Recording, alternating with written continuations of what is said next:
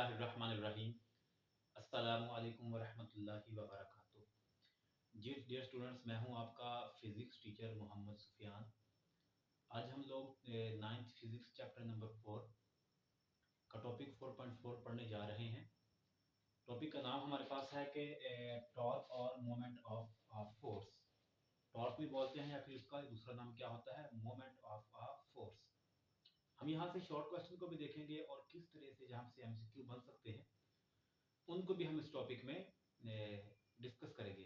सबसे पहले हमारे पास स्टूडेंट्स एक डिफाइन आती है रिजिड बॉडी। अब मेरे पास ये बोर्ड मार्कर है, इसको मैं दबा रहा हूँ, उस पर फोर्स लगा रहा हूँ आपके सामने। तो ये इसकी जो शक्ल चेंज नहीं हो रही, इसकी शेप चेंज नहीं हो रही।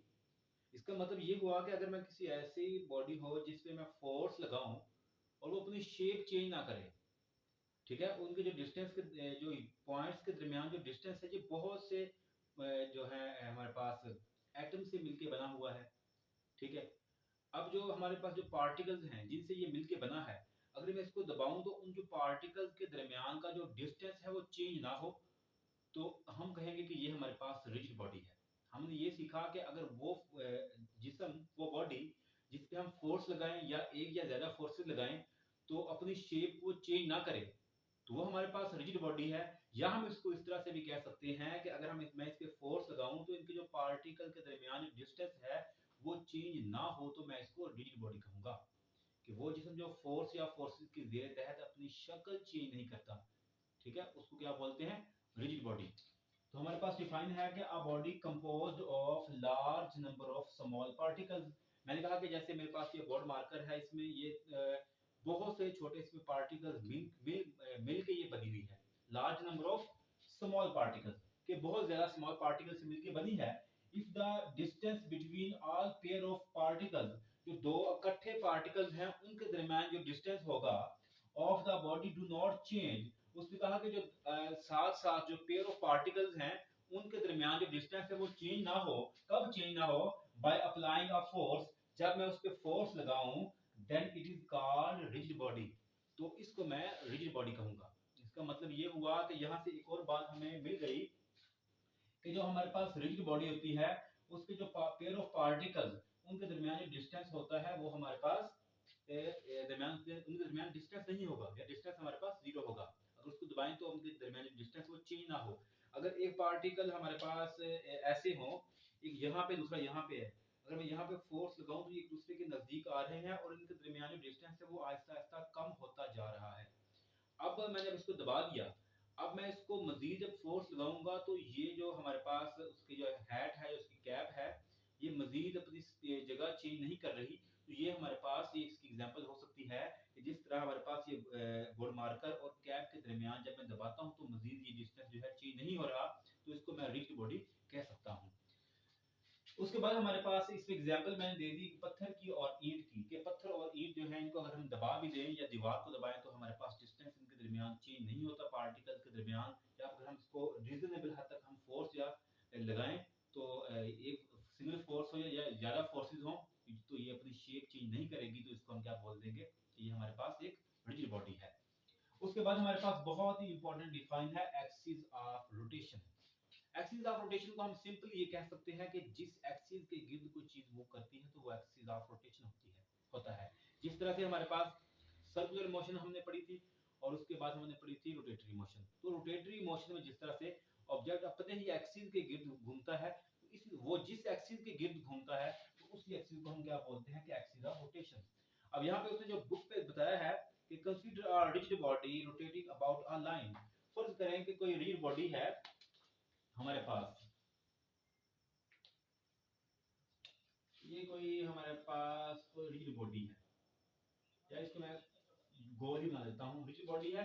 अब ये घूम रही है, फर्ज करें ये इस पॉइंट की गिर्द घूम रही है, यहाँ पे कोई उंगली लिखी है उसकी गिर्द घूम रही है। अब ये तो घूम रही है, जो बाकी इसके पार्टिकल हैं ये सर्कल में इसकी गिर्द ही मूव कर रहे हैं। जिस तरह से हमारे पास फुटबॉल हमारी उंगली के ऊपर मूव करता है फुटबॉल, तो उसका वो एक खास पॉइंट से कि लाइन के गिर्द वो मूव कर रहा है और बाकी जो उसके पॉइंट पार्टिकल्स हैं वो उसके गिर्द मूव कर रहे हैं। तो इस एक्सिस को जिस एक्सिस पे वो मूव कर रही है और जिस एक्सिस से वो लाइन गुजर रही है, line of action of force, जो लाइन ऑफ एक्सिस की लाइन है उसको हम क्या बोलते हैं, एक्सिस ऑफ रोटेशन। जिसके एक्सिस के गिर्द वो घूमता है, हमारे पास जैसे साइकिल का पहिया देख लें, ठीक है, ये भी हमारे पास उसकी एग्जांपल हो सकता है। Consider a rigid body rotating about a line, फर्ज करें एक रिजिड बॉडी एक लाइन के गिर्द मूव कर रही है, अबाउट लाइन के ऊपर मूव कर रही है, about a line, the particle of the body moves in a circle. जैसे मैंने कहा कि ये लाइन के ऊपर मूव कर रही है और बाकी जो इसके पार्टिकल्स हैं ये सर्कल में ऐसे ही मूव कर रहे हैं हमारे पास, in a circle with their centres are lying on this line, कि जो इनका सेंटर है वो इस लाइन पे लाइक कर रहे होंगे। जैसे हर पॉइंट जो है अपने ही हम एक सिंगल सिंगल पॉइंट को देखें, अगर इस पॉइंट की मैं मूवमेंट को देखूं तो ये भी अपने पॉइंट के गिर्द ही मूव करेगा, सेंटर पे वो लाइन होगी। अगर इसमें इसको देखूं तो ये भी जो मूव करेगा तो इसका जो लाइन होगी सेंटर से होगी जिसके गिर्द ये मूव कर रहा होगा। तो उसने ये लिखा है कि the particles of the body move in a circle with their centers all laying on this line, कि जो इनके सेंटर होगा उसी लाइन पे होगा हमारे पास। This line is called axis of rotation, मतलब कि वो लाइन जिसके गिर्द बॉडी मूव करती है हम उसको एक्सिस ऑफ रोटेशन बोलते हैं। रोटेशन का जो एक्सिस है हमारे पास, तो यहाँ डिफाइन लिखी कि a straight line passing through, ये स्ट्रेट लाइन हमारे पास कर रही है, passing through the points of rotating rigid body, points of rotating rigid body से हमारे पास मूव कर रही है, while the other points of the body move in a circle, कि बाकी जो हमारे पास पॉइंट्स हैं वो सर्कल में मूव करेंगे।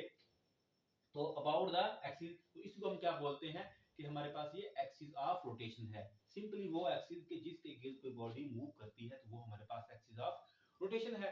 अब यहाँ पे जब कोई चीज मूव कर रही है तो वो उसके टर्न, जो उसके मूव करने का जो इफेक्ट है, जो उसका टर्निंग इफेक्ट है, उसको हम बोलते हैं टॉर्क। टर्निंग इफेक्ट को ही हम टॉर्क बोलते हैं, या मोमेंट ऑफ फोर्स। जो हमारे पास लीनियर मोशन में हमारे पास फोर्स का किरदार होता है, वही हमारे पास सर्कुलर मोशन में टॉर्क का किरदार होता है। ये हमारे पास एक एमसीक्यू बन सकता है कि in linear motion force is analogous to torque in circular motion, कि जो काम लीनियर मोशन में फोर्स का है वही टॉर्क का काम सर्कुलर मोशन में है हमारे पास। तो ये डिफाइन भी मैंने लिखी कि the turning effect of force is called torque, या फिर मोमेंट ऑफ फोर्स। इसको हम थोड़ा सा और भी एक्सप्लेन करेंगे। उसने उसके बाद उसने एक क्वेश्चन यहाँ पे लिखा है कि why the handle of door is fixed near the outer as of the door.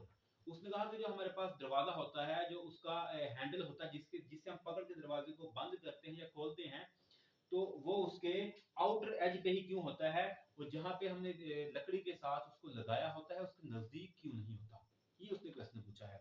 ये दरवाजा है, फर्ज करें